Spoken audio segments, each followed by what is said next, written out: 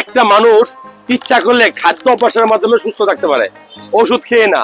যেমন কোন মানুষ যদি এই যে সূর্যের আলো সকাল 10টা থেকে 1টা পর্যন্ত রোদে গিয়ে স্কুল মাঠে গিয়ে আধা ঘন্টা বসে থাকে, তার ভিটামিন ডি এর ঘাটতি হবে না।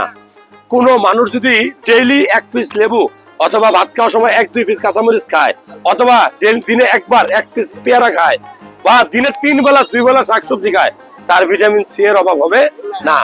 কোন মানুষ যদি সপ্তাহে 3-4 দিন ছোট মাছ খায়, অথবা পাতে খাওয়ার সময় 1 টুকরা করে গাজর খায়, তার ভিটামিন এ এর অভাব হবে না। এটা কি ঠিক কিনা?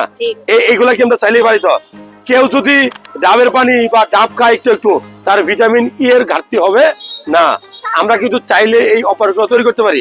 আমরা বাজারে থেকে চিপস খাই না, ড্রিঙ্কস খাই না, সফট ড্রিঙ্কস, তারপর আইসক্রিম খাই না।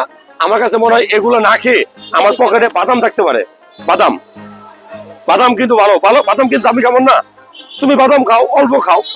তুমি কাঁচা রসুন খেতে পারো, কাঁচা আদা খেতে পারো, ঠিক আছে? আমরা আব্বা আম্মা রান্না করে দারুচিনি পরে থাকে, দারুচিনি চিনো?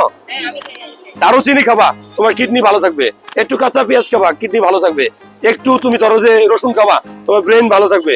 একটু তুমি ধরো আদা খাবা, তোমার শরীরে রোগ প্রতিরোধ ক্ষমতা বাড়বে। আমার সাথে কথা বলে লস হয়েছে? আল্লাহ হাফেজ।